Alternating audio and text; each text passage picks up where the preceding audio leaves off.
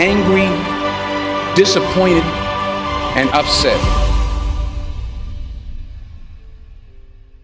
They say we came to you because you could have brought us to life, they say. And now we have to go to the grave together. So I ask you today, how many ghosts are going to be around your bed when your time comes?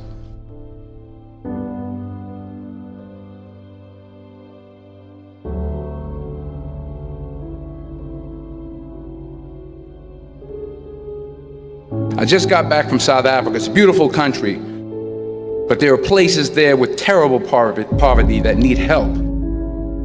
And Africa is just the tip of the iceberg. The Middle East needs your help. Japan needs your help. Alabama needs your help. Tennessee needs your help. Louisiana needs your help. Philadelphia needs your help.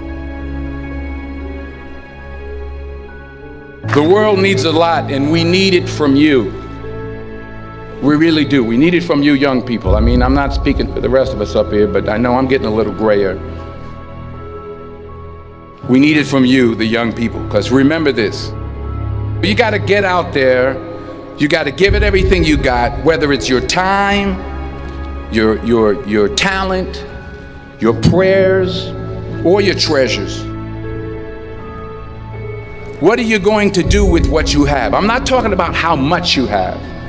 Some of you are business majors, some of you are theologians, nurses, sociologists, some of you have money, some of you have patience, some of you have kindness, some of you have love, some of you have the gift of long suffering. Whatever it is, whatever your gift is, what are you going to do with what you have? All right, now here's my last point about failure. Sometimes it's the best way to figure out where you're going. Your life will never be a straight path. I began at Fordham University as a pre-med student. I took a course called cardiac morphogenesis. I couldn't read it, I couldn't say it, I sure couldn't pass it. So then I decided to go into pre-law, then journalism. And with no academic focus, my grades took off in their own direction. I was a 1.8 GPA. And the university very politely suggested that it might be better to take some time off. I was 20 years old. I was at my lowest point. And then one day, and I remember the exact day, March 27th, 1975, I was helping my mother in her beauty shop. My mother owned a beauty shop up in Mount Vernon. And there was this older woman who was considered one of the elders in the town. And I didn't know her personally, but I was looking in the mirror, and every time I looked at the mirror, I could see her behind me, and she was staring at me. She just kept looking at me. Every time I looked at her, she kept giving me these strange looks.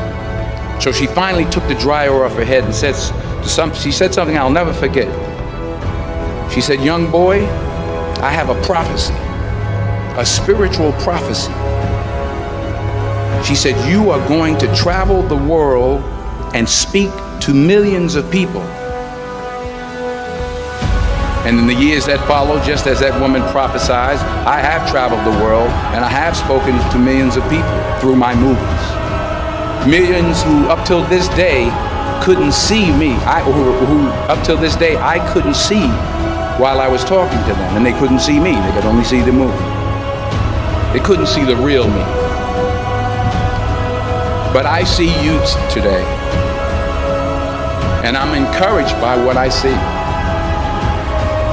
And I'm strengthened by what I see.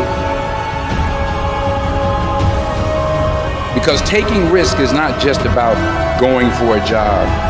It's also about knowing what you know and what you don't know. It's about being open to people and to ideas.